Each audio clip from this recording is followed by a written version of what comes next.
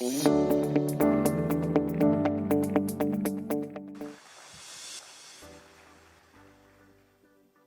I'm Dulcie Frymore with Reading Bakery Systems, and this is my first convention. I'm very excited to be here. What do I love about the baking industry? There are so many things, but I love the people the most. The relationships and the friendships that I've built in the industry are truly why I love my job. My name is Casey Young, and I am here representing Conagra Brands, where I have responsibilities for R&D for Udi's gluten-free bakery and Glutino gluten-free snacks. This is my first time attending the BEMA convention. One thing I love about the baking industry, during my 20+ years of doing R&D, most of that has been in baking, but I've also worked in thermal and fresh categories too. The baking industry stands out to me because of the connectedness, the feeling of family, and the overall love for what we do. I haven't seen that in other parts of food and beverage. Hi, my name is Joseph Amboyer, Senior Vice President of Operations for JTM Foods. This will be my first time attending the BEMA convention, and the one thing I really love about the baking industry is the relationships that we've developed over the years and all working together as a team to come up with great solutions to feed our consumers. Hi, I'm Bill Quigg. I'm with Richmond Baking. I came out early to the BEMA convention this year to the beautiful beaches of California with my daughters. Just looks like high tide's coming in. Just with my daughters Lorelai and Brecklin, just to do this video. And so, boy, with this tide coming in, it's really hard to concentrate. Cold. Water's cold here in California. Anyway, this is my third BEMA convention. And and what I love about the baking industry is all the awesome friends I've made.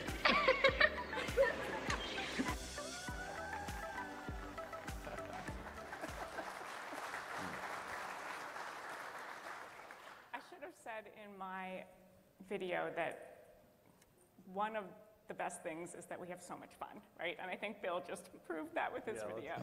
Let's not take each other too seriously, I think. Okay, so thanks for joining us today. We are so excited to be here for the first time discussing snacks at BEMA. And you have 3 first-time attendees on the panel, and yeah, we're thrilled to be here. Before we get started, why don't you guys tell us a little bit about your companies and the snacks that you produce? Yeah, as you saw from the video, I work from Conagra. That was a really nice t-shirt. I am responsible for the gluten-free portfolio at Conagra. So we have Udi's, which is the frozen bakery portion of the business, and then also Glutino, which is the gluten-free snack portion of the business. JTM Foods, about the company, we want to be the best choice for our associates, our teammates, our customers, our consumers, and our investors. And we do that by establishing a set of values in the organization: respect, trust, accountability, teamwork, ownership, and continuous improvement. And to do that, we maintain a great facility with a great team. Our products, we have 3 facilities. We have a cookies and milk facility in McKinney, Texas, that offers edible cookie dough, brownies, blondies, donut holes, and our pies, our claim to fame, we have a 1-ounce pie, a 2-ounce pie, a 4-ounce pie, soon to be a 3-ounce pie. And we manufacture those in our Erie facility and our Wichita, Kansas facility. That sounds awesome. That was well said. Yeah, so I'm Bill, and I'm with Richmond Baking. We make cookies and crackers, both for retail and food service, for schools primarily. But I would like to take a moment and just say thanks to BEMA. This is a really big deal, and I've been able to get to know Kerwin and the team a little bit better over the last year. And I really just want to say, from a baker perspective, I really appreciate you inviting us. This is a really big event, most certainly. But I'd also like to call out the board.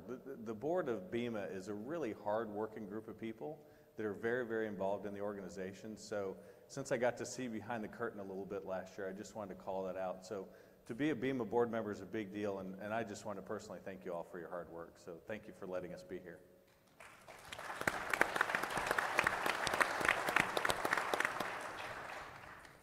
All right, let's get started. As we all know, snacking has become increasingly prevalent in our culture. and consumers are continuing to demand more and more variety. How is this affecting each of you operationally? Joe, can you start for us? Absolutely. So we believe if you're not moving forward, you're moving backwards. And we love the challenges. It's our job to come up with effective ways to do the changeovers, to become efficient at producing new products. We offer a huge variety of different flavors and LTOs. And, we've actually had customers say, and I won't say the name, hey, do you guys think you could do a blue Slurpee pie? And I'm like, that sounds really cool, a blue Slurpee pie. I'm like, let's do that. And, so we're constantly evolving and trying to drive the category, to keep us effective. We want to provide good solutions for our customers and consumers. So, the changes and the ingenuity, and they never stop. We love the challenge, we embrace it, and we keep moving forward. It's been really great, and keep producing different things. I think that's awesome, and it's a great way to do it. And I think it's really evolved pretty dramatically over my career. I've been in the business for probably over 30 years, and when I first started, it was all about volume. It was all about let's just try to get these lines that just do as much poundage as possible and try to really push it through and try to get as much volume out there as we can. And what I think we've seen evolve are maybe smaller to mid-range customers who are extraordinarily creative. They come up with these crazy ideas, like who in the world thought of that, but it sounds delicious. A blue Slurpee pie, I don't even know what that sounds like, but it sounds great. But having that ability to do the appropriate volume and the appropriate change over time, that can be expensive from a producer's perspective, depending on how you manage it. And also, how does the equipment relate to that, right? And that's in your world, Dulcie, but how does the equipment relate to those fast changeovers, the quick turnarounds and those sort of things? I think that's really changed pretty dramatically, and the pace of change is going to increase in that area. In my world, in gluten-free, 1 out of 3 people now are choosing gluten-free to be part of their diets. Some of those are medically directed in consultation with a doctor, but there's this increasing number of people who are just choosing out of gluten because of personal sensitivities or things that they find comfort with. And also this counter trend now where people, I think, are getting a little tired of baking 2 lasagnas based on who's in the room, or having 2 sets of cookies in the pantry because they're really similar. But the reason I say this is because it used to be a variety. I think it's part of the design now. And if anyone's worked with gluten-free doughs, they are really difficult to run. Mm-hmm. You talk about running efficiently, you talk about cleaning, you talk about changeovers. That's hard. Yeah, gluten-free. One ingredient in dough especially will change the way that it sheets through the rollers. It can make headaches. And that's what's really great about this is, the partnership, the relationships that we establish, to really produce effective solutions, you got to have a team. And I've had some really interesting conversations with some of you in the audience today where we discuss machine issues and problems and things that we work through together. And I hate to use the word, but it's a lot of tribal knowledge that we establish over time. And when you put all those teammates together in the same room and you come up with a solution, not to steal Alex's word, but it's unstoppable. It really is. And I remember we did a product when Duos came out. And remember, Duos was this huge thing forever. And it's like, what if you could do Boston cream pie or strawberry cream pie? I'm like, okay, we can figure that out. We'll work with our partners, some speed, some volume. How do we layer the 2 flavors in? And I remember we got that done. And I remember looking at sales, because as always, there's those who make and then there's those who sell. And getting them together can be an interesting pair. And I said, guys, we're doing Duos now. And somebody says, what do you think about 3? And I'm like, we're going to do an Aquafresh toothpaste before we know it here. We're going to have red. I'm like, this is getting really crazy. But it's just been great, really. Casey, can I ask a follow-up question? Sure. It seems to me that gluten-free has evolved in quality tremendously over the last few years. In fact, there's a product, not to name names, but one of my favorite sandwich cookies is they have a gluten-free version that I actually purchased because I like it better than the full gluten version. Why? How has that happened? Like, what's causing that change? Is it just trial and error? You guys are getting that much better at that development side, or what's going on? I think we changed the target, to be honest. We say gluten-full is the gold standard that we're going after. Not to be the best gluten-free out there. We want to have the same sensory as the products that people know and love and are used to. Huh. And so rather than starting by leading with an apology. I'm sorry I'm gluten-free, therefore it's going to taste bad. That's awesome. I'm going to have a great tasting pretzel. And by the way, you know, it's gluten-free also. Wow. And so I think that's changed the way that we enter the design work for these, is that we're thinking we want to be competitive with the real set. That's awesome.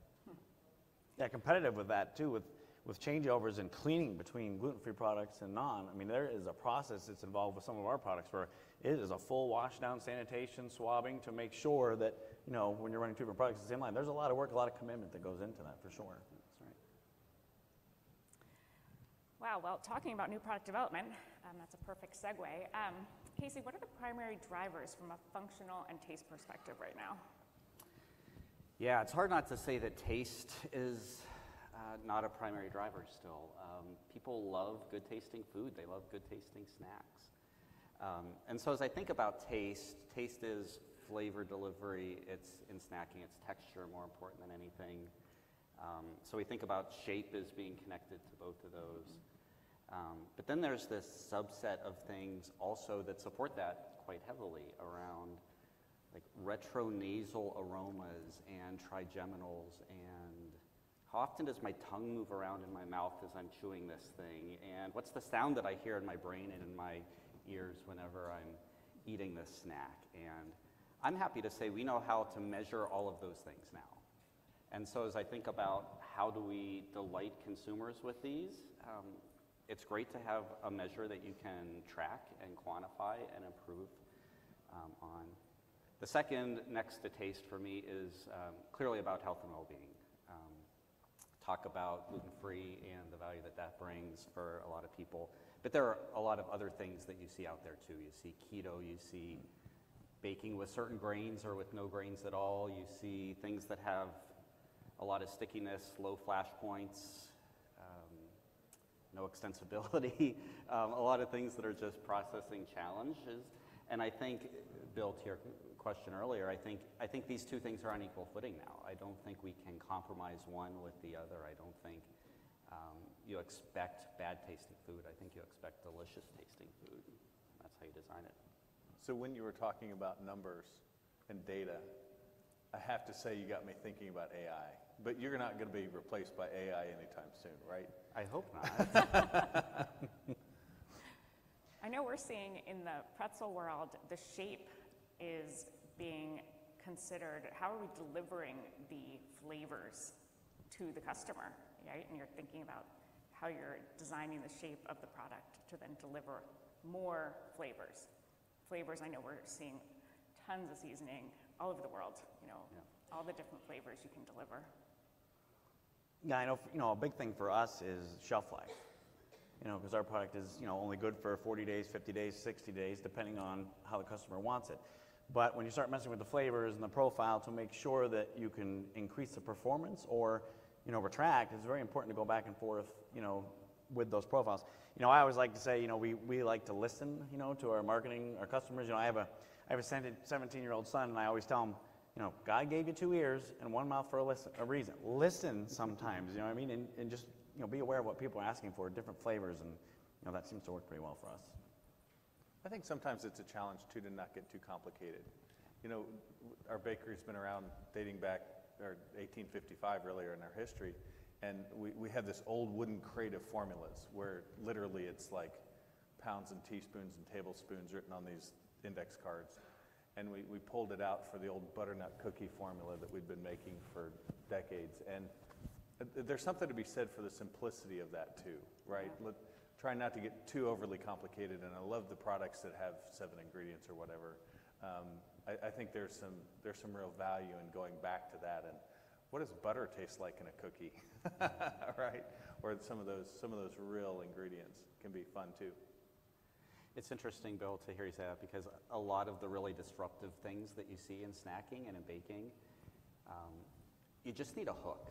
Just a little bit of something that's different. It doesn't need to be huge. It just needs to be meaningful in a way that impacts a person's life or solves a problem for them. But just a little something that's different. And it might be as simple as, like you said, what's butter taste like and how's that going to come across? All right, so we've been hearing about automation. The entire industry, everybody's talking about automation. Bill, how does this trend towards automation drive your innovation? From our perspective, the innovations that have come with automation in the past, say, 5 years, have really allowed us, because we're primarily a contract manufacturer, to have the variety and programmability that it's not had before. We worked on a project a decade ago that had a square cracker and a round cracker, and you would have thought we were trying to fly to the moon, and the cost was extraordinarily expensive. And so when we relook at that project last year, not only had the cost come down considerably, but the flexibility had improved, right, over that period of time. And so for us, because we don't know what our customers are going to want a year from now or 2 years from now, that flexibility is incredibly important. And so now that the automation and the robotics and I don't know that it's gotten to the AI level, certainly, but the cobots and some of these other really interesting innovations are occurring, then that allows us to make those investments because they can be so much more flexible. And the other comment I'd make too is I think that when you have technical centers from companies where you can go and trial products and things like that, that allows a manufacturer like us to dip our toe into new product lines, dip our toe into new areas that maybe we wouldn't be able to do a full line investment until we know that information. The more of those that we're seeing, the better off it is from a producer's perspective. Yeah, I don't think I know if I could say that any better. I mean, that is absolutely perfect. For us, changeovers and automation and the flexibility, and we actually have a line in Erie, it's called Line F. And, we have our own little things for what each line stands for. And Line F actually stands for flexibility, because when we did the automation, we built in the capability to do 2-ounce and 4-ounce product. So depending on where the customer demands are, we can shift. Partnership is really important with the automation. You got to partner with the right team, because as we build a format and say, okay, well, we know as soon as we get this running well, the consumer is going to say, but man, I'd like a 2-ounce pie. And then we have to switch to that. And then we'd like to do a flavor. So you have to constantly be ready to evolve, and having the right partners to work through that when you're building the automation so it's flexible to go back and forth between everything. And another key thing is we always do FATs, on any automation that we're purchasing. It takes a year to build, design, to get it to go. Then we do the factory acceptance test with the team all there, so we can try the products, work through the changes, and then, before we actually remove existing capacity to bring up new, we work through the problems ahead of time, so it's not such, stressing everybody out with all new automation. Can be crazy, because as awesome as the automation is, it's only as good as the people who know how to work on it as well. And if you can't work on the automation's great when it runs, but boy, it can be frustrating when it doesn't. I don't know how to build on that, except I'll tell a story maybe. Everybody familiar here with 3D printing? I bought my first 3D printer in 2005. That's 19 years ago. And I remember attending some trade shows around 3D printing back then and interacting with people like Tiffany and Company. I had no idea which way this thing was going to go. So they were designing jewelry that could be 3D printed, or Reebok, they're going to be designing shoes that could be 3D printed. I love how it has come through the food industry, and particularly decorating for baking. We were working with Rensselaer at the time on how do you deposit chocolate through a 3D printer, and it's exciting to see that come to life, and to have something that was very creatively inspired in the past, still maintaining that creativity through, but now having systems and processes that allow you to be able to do this much faster, much easier, much better, is really cool to see. And who would have ever thought that you would have people with 3D printers in their homes and in their garages and their basement, which probably a lot of people in this room do. It's really cool to see that. Joe, I'd like to add one layer on to what you were saying when you talk about the relationships of the automation partners, because certainly for a company that's medium-sized like ours, it's so important for us to establish those long-term relationships, because we don't know, and frankly, a lot of times they don't know what the future is going to look like 5 years from now, right? And so to be able to have those partnerships that you can really trust and rely on and then evolve with and change with over time, I think is really a critical component. Yeah, the relationships. I mean, our one automation partner that we started with was in 2006. And we still, to this day, use that partner. Our last project, they were highly involved. And we actually, they had a customer. They asked, could we bring in one of our customers that wants to buy a new line to see your facility? And of course, we said, absolutely. We love to show off. We love to bring people in and show what we can do and help other people get more successful. If we can reduce waste for everybody, then that's better for everyone. And so we always welcome tours and and our vendors to kind of work together. That partnership from 2006 is stronger than it ever has, and it's just so important to have the right relationship and the right values. That's so important. I mean, that's number one in our business as well. Partnering for long-term success for both parties.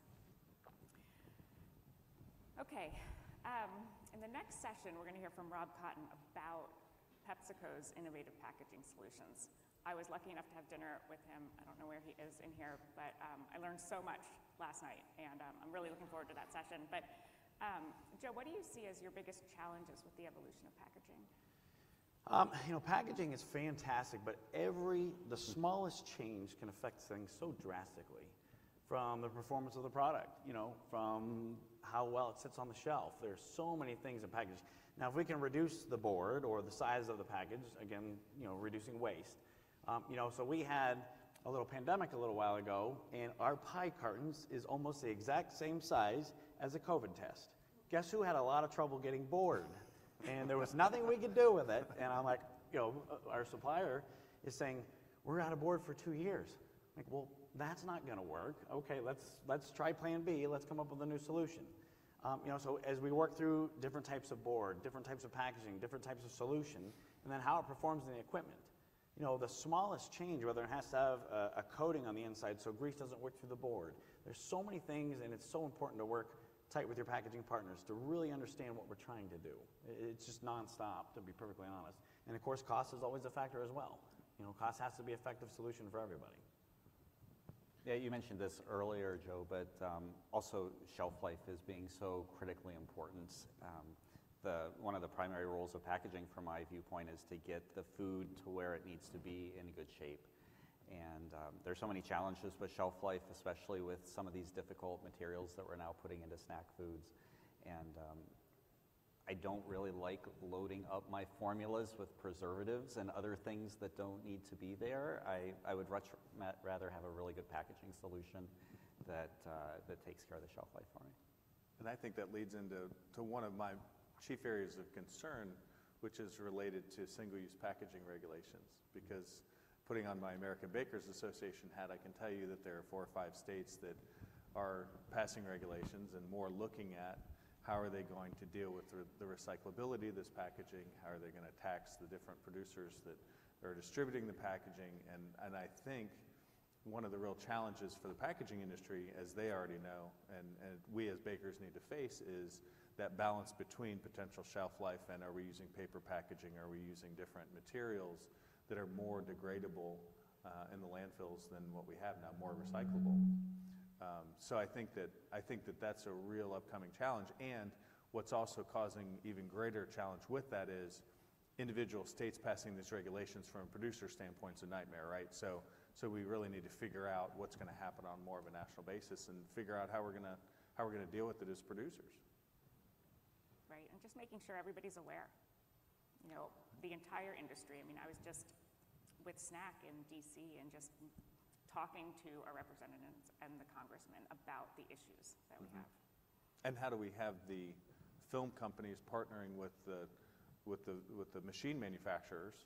Because obviously you can't just make the greatest film in the world that doesn't run through a wrapping machine, and vice versa, right? So how do they really work together well, cohesively for the benefit of the producer?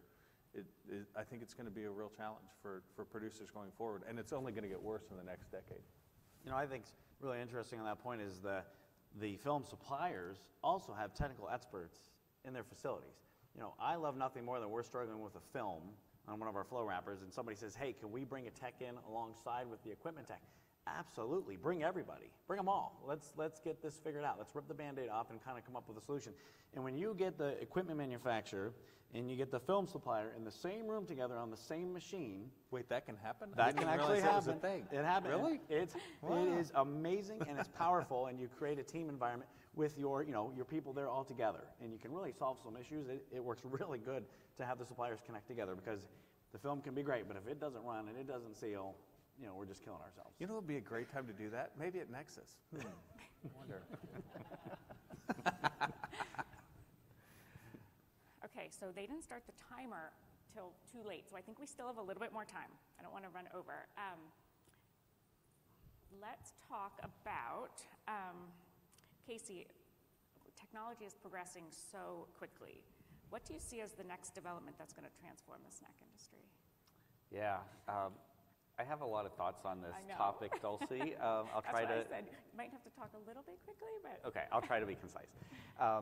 One thing I want to start off by saying is I can't talk specifically about any innovations or any things that we have planned coming up. I hope everyone appreciates that. But generally and specifically, generally how I think about it is we're familiar with the idea of open innovation, right? And you touched on this in your last comment there, Joe. Open innovation is the idea of where do your ideas come from? And spoiler, those best ideas don't probably come from within your four walls. And so the way that I think about it is I need to be intentional. I need to hardwire some things into how I think about disruption and how I think about innovation to make sure that I'm looking in my blind spots to make sure we get this. And so just to peek under the tent for the group here, there are 4 places that I look. I look for ideas with consumers. Like, consumers are not shy about what they want, what their behaviors are, things that we can look at. My company does a great job curating that for me. The second for me is the inventor-creator space. You might not be surprised that I read a lot of journals and patent applications when they come out, but you might be surprised that I spend the same amount of time on Pinterest. And I love watching what people are creating and what they love and what they don't like and what they're willing to share, and those are sparks for disruption that's coming. The third for me is the employees. And so we do product ideations. I'm sure people here have been part of those brainstormings. And it's great to get the line employees in a room. They look at the line day after day. They have ideas. They don't always say them. Solicit those from them. Bring in the maintenance people. Take your maintenance hat off whenever you're doing that. Bring in human resources. Bring in IT. Pro tip. IT has the most creative ideas. Their energy and creativity is often suppressed in companies, and it's amazing what an IT person will suggest for a new product that's coming out. And then the fourth area for me is the supply base. And so I spend a lot of time with ingredient companies. I was in the Central Valley of California last year for a while talking with farmers about regenerative practices. There's a lot of developments across all parts of the supply chain, including in the equipment space. I have had people in this room, companies in this room, participate in ideations with us on new products. And it's great to think about what the capabilities are going to be and how you can, like you said, create a team environment so that you're headed the same direction and to create something together. Yeah, I mean, relying on the employees, bringing the employees into the meetings to come up with ideas has a huge value of scale. They want to be included. People want to feel a part of the team. And your comment, maintenance, take your maintenance hat off today. Let's focus on some innovation. Let's talk about some new ideas. Making everybody feel welcome in the same room. I love Kaizen events, getting everybody into a room together. Okay, let's whiteboard this out. What are we going to do next? And, that level of retention, which is one of all of our biggest challenges right now, staffing. It is so hard. And it didn't used to be that way. And, we really need to, cater to our teammates' needs, our associates' needs. How do we keep them, making us the best choice, the best place to work? From even something as windows in the break room and, a little pizzazz, something nice. How do we change this up? Because it's so important. And when you have that participation, and also the ideas that you can come up with your own team in-house can be actually really astounding sometimes. Yeah, you've reminded me. I haven't done it recently, but one of my fun events was bringing in all of our customers' products in, since we're a contract manufacturer. But a lot of times we'll sell an ingredient or a graham crumb that goes to a cheesecake. Well, having Cheesecake Day and bringing people into your point of engaging them and making them feel a bigger part of that, a part of something bigger than just, their job making cookies that particular day. I love that concept for both of them. I think it's great. I'll share a quick story. We have a really great HR team, and they're very creative and come up with some ridiculous ideas. And we actually had to kick off the summer of JTM. And I never thought that we'd pull this off, but they set up a dunking booth. And I would tell you that my sinuses were screwed up for 2 weeks because I didn't know how many pitchers we had in the plant as well that could throw 3 for 3 balls and hit me every time. And the CEO, myself, the CFO, the plant manager, we got dunked so many times on all 3 shifts, and then they decided to turn it into a charity event. So everybody got 10 balls for free, and then you could buy balls. I never thought I would see this happen, but everybody's lining up with cash to keep dunking us over and over again. So, now, of course, Erie, Pennsylvania is not always the best weather, so of course it had to be 65 degrees that day. And, I had to put my maintenance hat on, and they said, "Can you make the water warm? Can you do something for us in the dunk booth?" I said, "We'll figure it out, because we're not going to all get hypothermia by the end of this today." But it was, just really engagement. It really helps.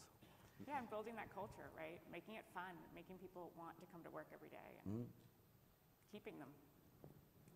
Bill, I want to circle back to a previous question you asked me up here, which was, we talked about the human element for this pretty heavily as part of this question, but what's the role for generative AI in looking for disruptions and things that are coming? And my company's pretty active. You can look for what our company's doing in artificial intelligence online, I'm sure. A couple of things that I think are interesting.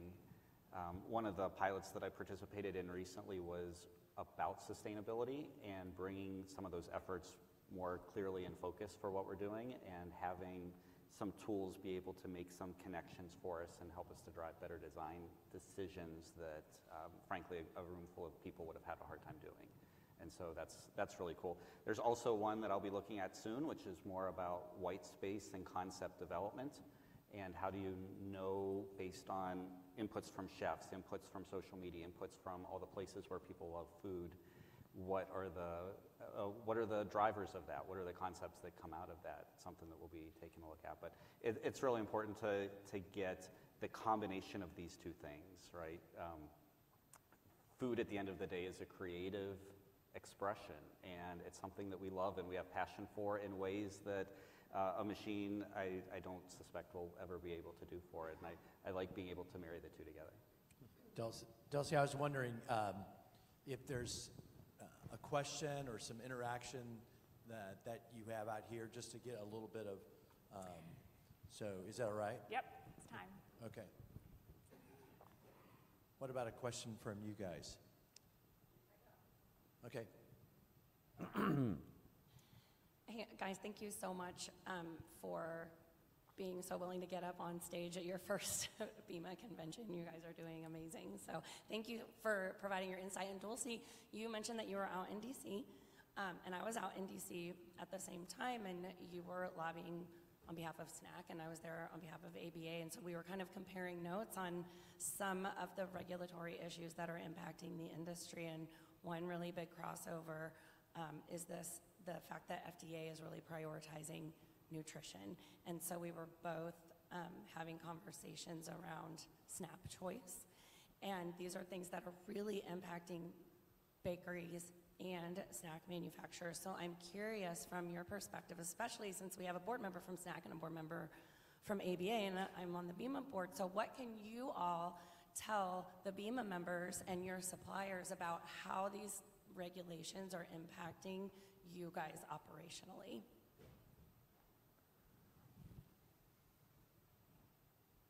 Billy, you want to start? Yeah, I can start with that one. I think from our perspective, fortunately, we're not seeing wholesale changes to the regulations. We're seeing tweaks, which I think is appropriate, quite frankly, whether that's salt or whether that's sugar content or whatever different nutritional benefits we want to focus on or that the government wants to focus on. It's when we get the wild swings that it makes it really difficult, which we had a few years ago. So to me, it's about making those changes in a thoughtful way, still allows us to make product that tastes good, because regardless of the regulations, if it doesn't taste good, no one's going to eat it, whether it's a kid in elementary school or SNAP program or whatever. And then also just trying to get that communication, make clear directives from these entities to producers so that we can plan ahead and we can actually work towards making those changes. But from a producer standpoint, to me, it works out well, because I think you can make changes and make things better in concert with those changes.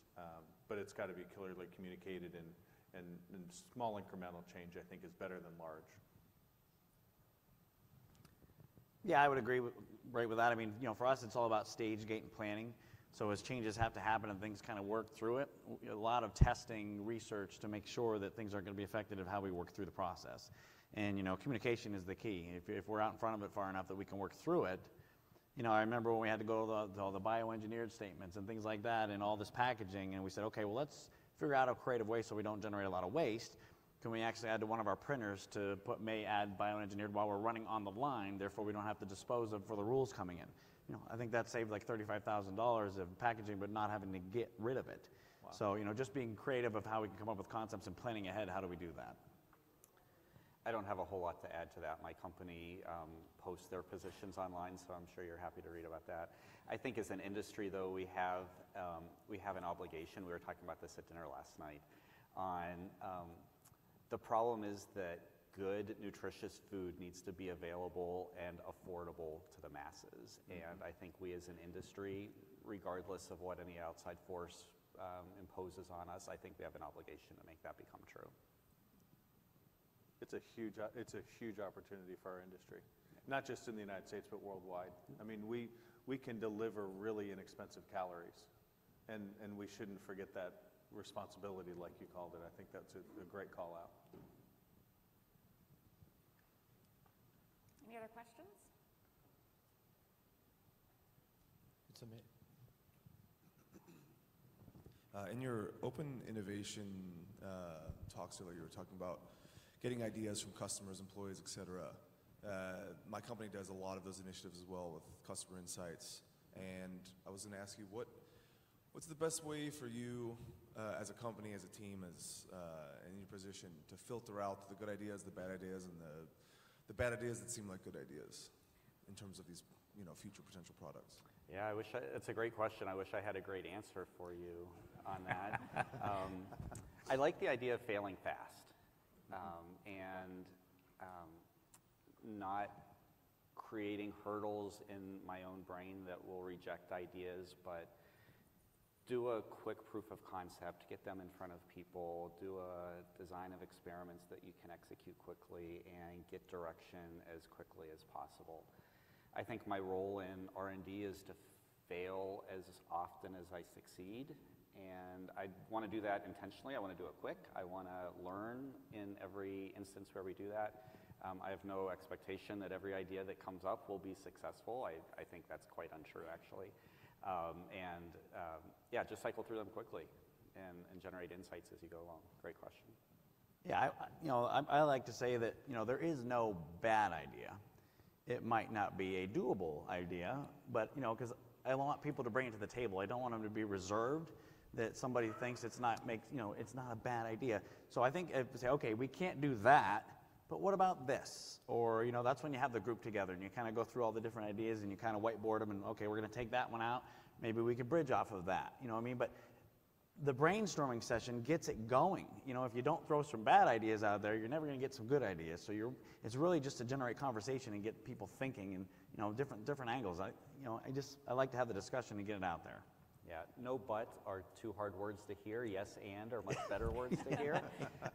There's some great stand-up inspiration on that. If anyone here does stand-up comedy at all, there's some great books on how to do stand-up comedy by using yes and. Do you do stand-up comedy? I don't. Okay. I was going to say that'd be really cool. Sorry, we're out of time, Bill. We're not gonna get we to would, that but to me, I think the answer to the question has to do with leadership, right? I mean, I don't think you can make all decisions by consensus. We're a very consensus-driven company. We do a lot of things by consensus, but there's some things where you have to draw the line and make the call. And we had a recent innovation group put together that tried to come up with some new ideas. And finally, I just had to make the call. I was like, okay, yes, this is the thought, but now we need to winnow it down to what's most practical and what's most feasible economically. How do we try it quickly and then fail and then try something different? So to me, it's a leadership question.